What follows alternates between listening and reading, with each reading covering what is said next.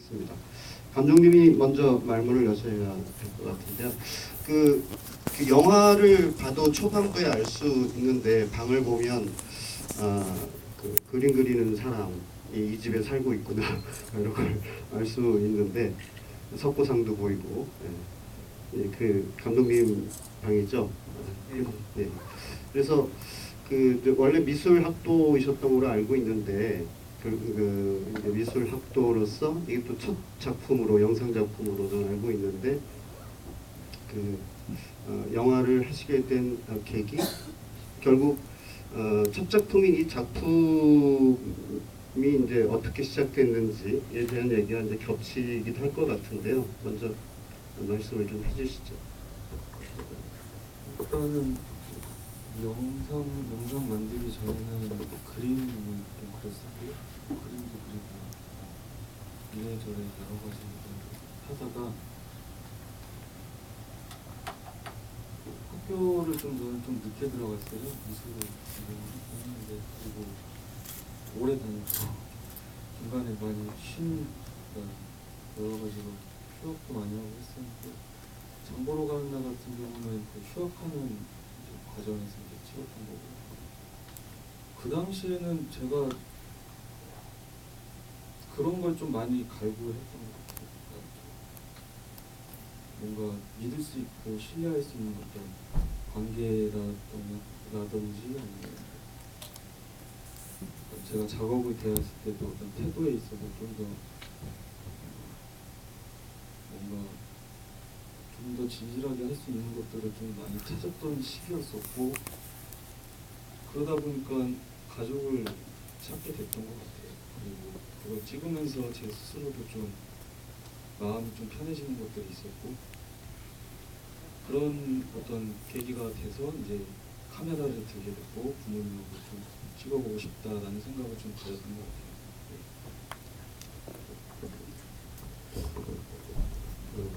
그 말씀과는 달리 근데 작품을 보면 뭔가 혼자 상념에 빠져 있는 순간이 더 많은 듯한 느낌이 사실은 들거든요. 그러니까 되게 빈 풍경을 잡는다는 건 어떤 의미에서는 가장 내밀한 그 카메라 또 카메라 뒤에 있는 감독의 어떤 심정, 상념 뭐 이런 게 읽히는 장면이기도 한데 그런 부분이 좀 많아서 일단은 그 부분 같은 경우도 그렇게 해서 카메라를 잡기 시작은 했는데 그때 되면서 어떤 정권 자체도 재개발과 관련된 것들이 저희 동네도 들이닥친 것 같아요. 그게 이제 같이 버무려져 버린 거죠. 재개발이라는 것들, 사라지는 것들에 대한 것들이 저한테 이제 다가오기 시작하면 그것들은 대체적으로는 뉴스나 TV로 보잖아요. 근데 제 눈앞에서 그것들이 벌어지는 것들을 보니까 그게 같이 다가오는 거죠. 그 당시에는 그거를 캐치한다 뭐 그런 생각을 했던 건 아닌 것 같아요.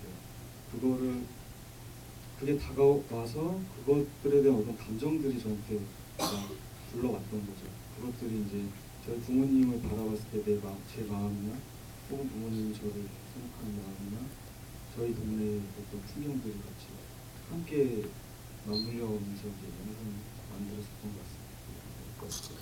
그 서울에 있는 그 동네는 그러니까 오래 사셨던 곳인가요? 어려서부터?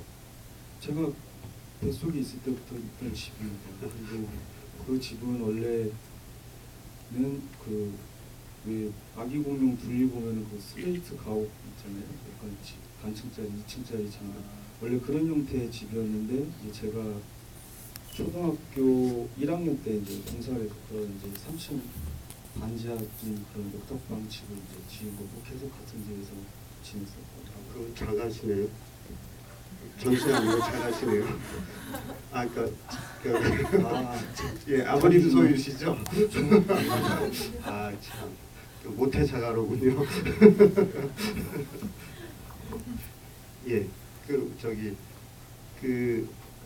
신혜실 씨한테는 다큐멘터리 쭉 많이 보시니까, 그러니까 뭐 조금 감독님 말씀에도 나타나듯이 일종의 이제 사적 다큐멘터리라고 할 수 있는데 독립영화의 사적 다큐멘터리가 이렇게 만들어지기 시작한 것은 여성 감독들에 의해서 시작됐거든요.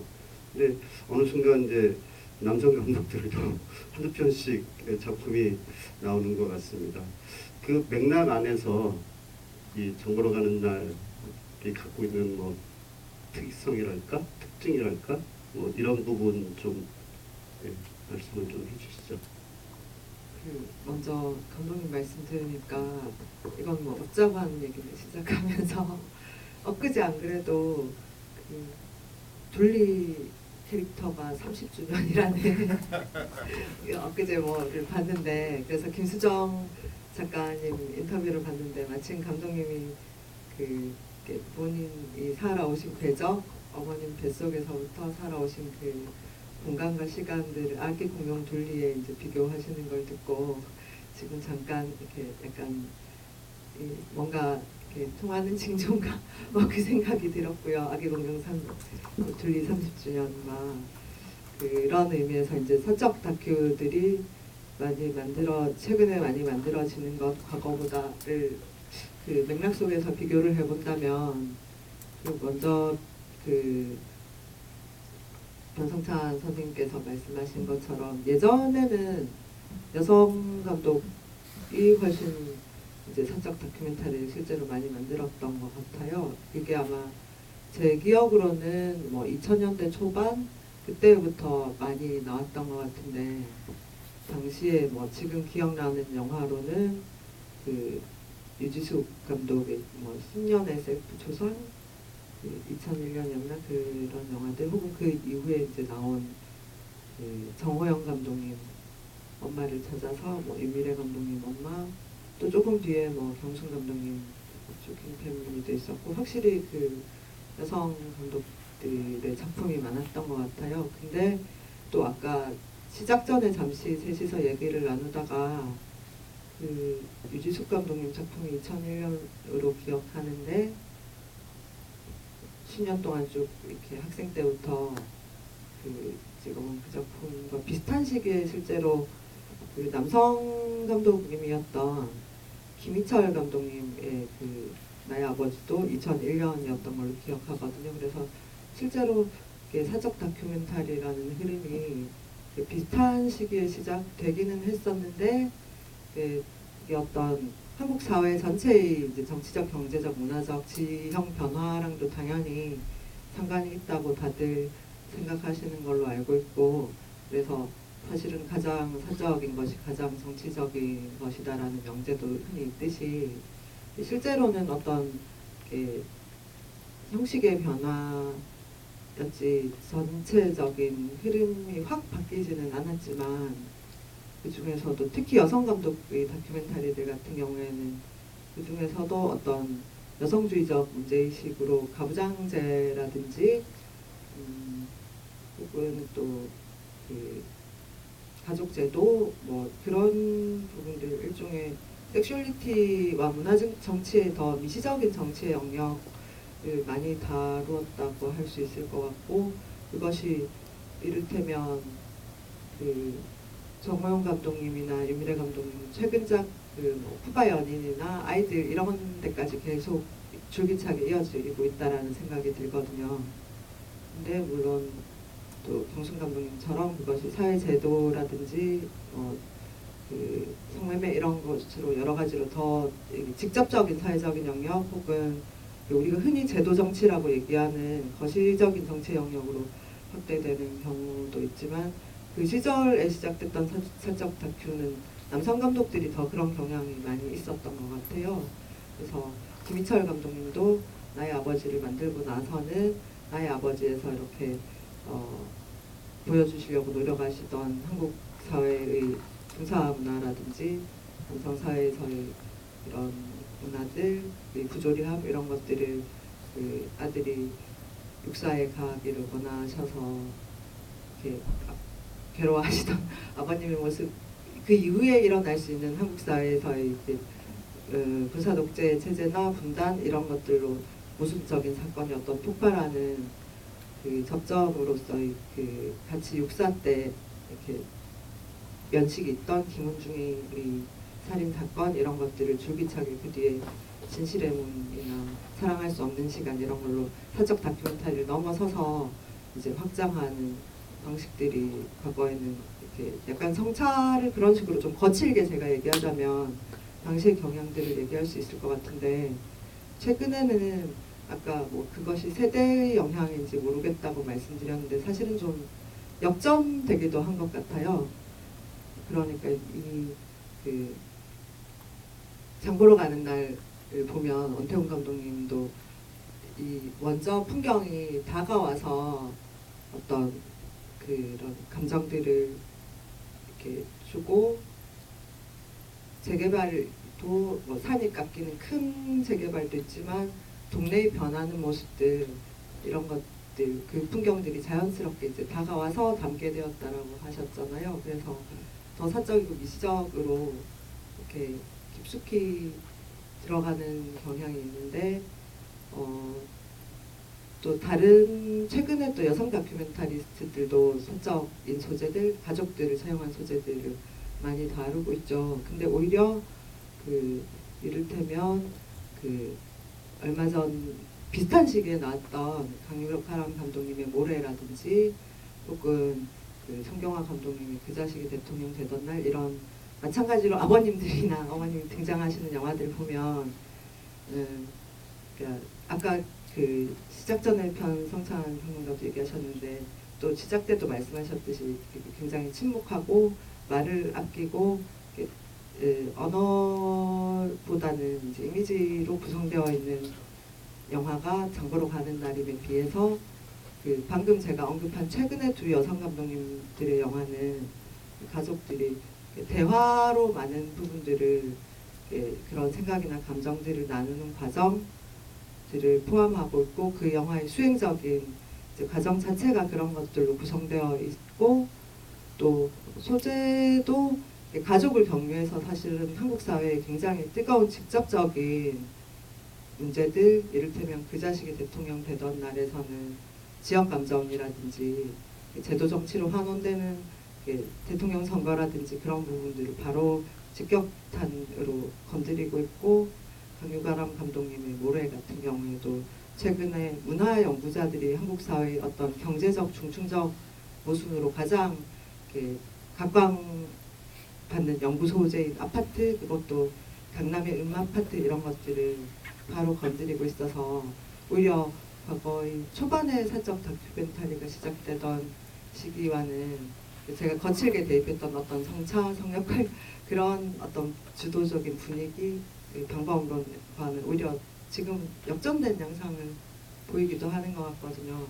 그래서 아까 이렇게 시작 전에 잠깐 그것이 뭐 성별과 관계가 있는가 뭐 그런 얘기를 하다가 말기는 말았었는데 저는 지금 그 정도로 좀 거친 이제 스케치 정도를 할 수 있을 뿐이고 사실은 그 기회가 되면 제가 그 모래랑 그 자식이 대통령 되던 날 언급한 이유는 그 객석에 오늘 그 두 영화를 만든 감독님이 오셔서 영화를 보셨기 때문인데 다큐 제작자로서 이렇게 영화를 같이 만드시는 입장으로서 여성 다큐멘터리스트들이 이 영화를 또 어떻게 보셨는지 저는 좀 그 얘기가 더 들어보고 싶기도 하거든요. 근데 강유가람 감독님 아까 영화 보셨는데 지금 도망가셨나요? 그 성경환 감독님은 이렇게 고개 숙이고 숨어 계신데 뭐 지금 들어가도 괜찮고 아니면 뭐 빅석의 마이크 갈 시간에 저희 스케치가 맞는 건지 아니면 또 다른 생각이 많으실 것 같아서 조금 준비 시간을 드리겠습니다. 좀 얘기 들어봤으면 좋겠고요. 도망가지는 마시고. 예, 뭐 저는 그런 생각이 들었습니다. 예. 사적 다큐멘터리 개론 말씀해 주셨고요.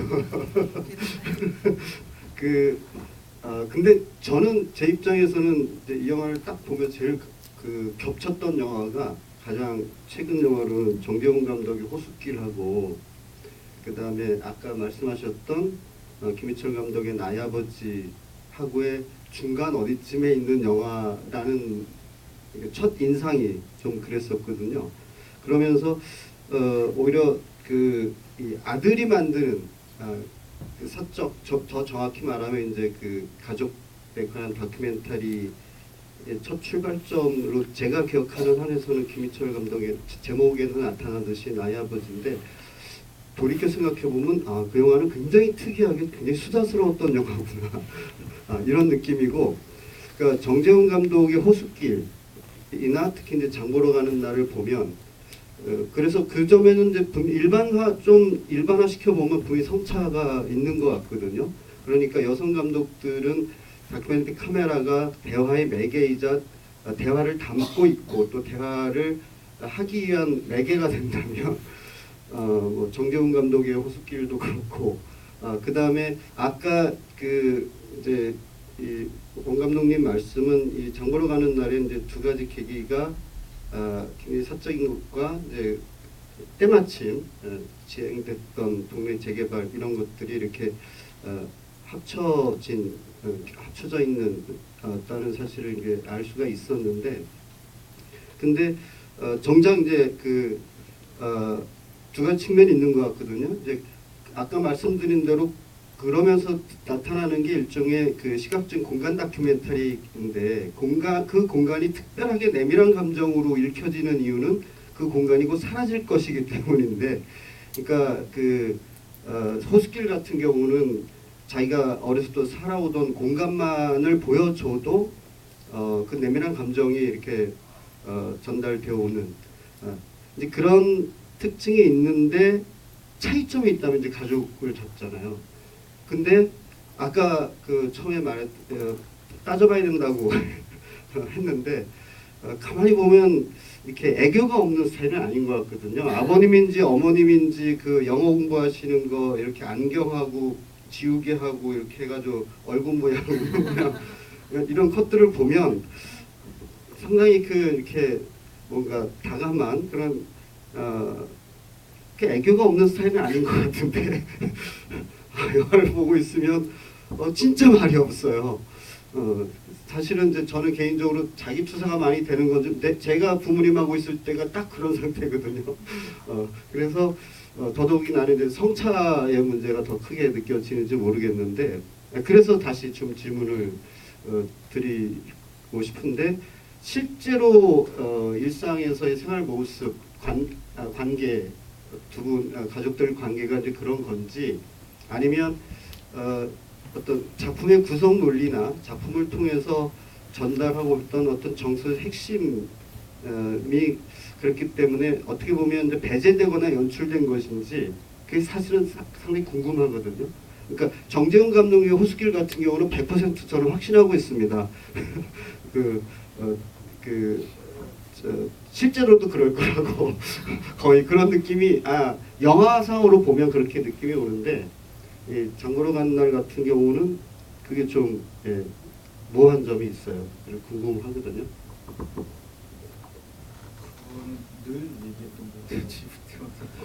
이 가족은 친구의 가족이냐고 물어보신 분이 많아서 그때 늘 항상 대답했거든요. 보시면 느끼셨을지 모르겠지만 카메라를 녹화 버튼을 눌러놓고 테이프 다 달 때까지 놓거든요. 제가 카메라를 주시하는 게 아니라 공간에 배치를 하고 누르던데 저 생활하고 부모님 생활하던 식으로 찍던 거라 대화하는 것들이 있고, 대화를 어떻게 가족끼리 대화를 안 하겠어요? TV 보면서 얘기도 하고 하는 건데 편집하는 과정 속에서 대화 있는 부분들을 빼게 되더라고요. 그 어떤 그 가족들도 나오지만 풍경들도 잡혀서 나오잖아요. 거기에 대화가 이렇게 끼니까 뭔가 흐트러지는 것들이 있더라고요. 냄새가. 그래서 이제 그것들을 좀 빼고 저희 가족도 그 어떤 풍경 속에서 하나의 한 장면처럼 보였으면 싶다라는 생각도 들더라고요. 이게 대화가 들어가고 뭐 하다 보면 이야기가 3000% 빠질 것 같기도 하고 했다는 생각도 들기도 해서 그래서 이제 뺀 거지 뭐 가족이 대화를 안 하고 뭔가 단절의 가족이고 뭔가 그러려고 그런 건 아니거든요. 대화를 안 한다고 소통이 안 되거나 단절된 관계는 곧 아니죠. 저도 대화는 거의 안 하지만 뭐 부모님과 이렇게 관계가 단절됐다고 생각은 안 하고 있거든요. 한 가지 더 이렇게 궁금한 대목이 있는데, 그 부분도 이제 비슷한 맥락에서 궁금해지는 것 같아요. 영화를 보면 두부 장보러 가는 과정에서 보면 두 분하고 같이 이렇게 동선이 잡혀 있고 움직이는데 태촌으로 장을 딱 받아주고 나서 짐 딱 내려주고 나서 보면 그때부터 완전히 뭔가 혼자 있고 싶은 느낌이 확 오거든요. 그러니까 두 분은 이제 뭐 이렇게 이게 포스터 오늘 원래병 포스터 이렇게 만드신 분이 이거 원래 다른 컷이잖아요. 근데 이렇게 딱 붙여놓은 게 제가 가장 궁금했던 핵심을 잡아놓은 것 같기도 해요. 이때부터 사실은 이제 돌아오는 과정은 혼자 돌아와야 되는 과정이기도 하고, 두 분 모셔다 드리고 짐 내려 드리고 그렇기도 하지만 같이 있을 때도 보면 이렇게 이 순간부터 사실은 이제 완전히 이렇게 혼자 있잖아요. 그러면서 이제 그 저녁을 보내는 장면들은 컷으로 쭉 나오는데 궁금해지는 게 이 영화에는 보면 말 제목에 충실하기 위해서인지 장보러 가는 과정은 나오는데 정작 이 식당에서 부모님들이 일을 하시는 장면은 안 나오거든요. 그래서 이게 또 하나의 특징인 것 같기도 해요. 그래서 실제로 이제 딱 장만 봐드리고 일을 이제 준비하시는 과정 이런 부분들을 실제로 안 하시는 건지 아니면 그것도 이제 앞에 들었던 질문과 같은 맥락에서 영화 전체 어떤 구성 논리상 그러니까 뺐던 건지 이것도 좀 궁금해지거든요. 손님이 안 오셔서 망한 거 아닌가요? 죄송합니다. 우선은 그 가게가 격주마다 오시는 거 마찬가지로 그 한밭집도 격주마다 일하시는 분들이 쉬고 그 다음에 이거는 뭐 좀 복잡하긴 하지만 저희가 거기 한밭집에 들어가기까지 많은 버려야 되는 어떤 많은 과정들이 있었어요. 그래서 좀 눈치를 보는 단계였고 그래서 그거를 하실 때 카메라를 들어가는 걸 원치 않으셨고